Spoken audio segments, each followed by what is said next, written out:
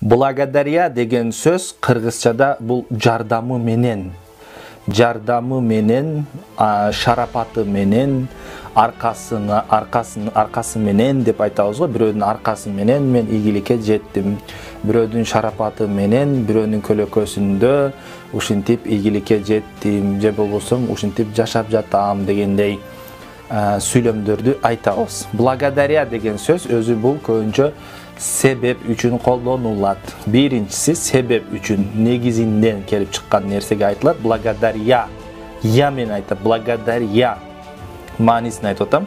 Жардамы менен, шарапаты менен, арты менен деген котормолорго ээ. Ал эми благодарю деген сөз бар, билсеңиздер. Благодарю. Благодарю деген сөз от слова благодарить. От слова благодарить. Рахмат айтуу деген сөздөн чыккан. Благодарить.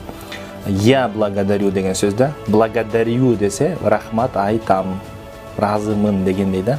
Рахмат айтам деген бул настоящее время глагола.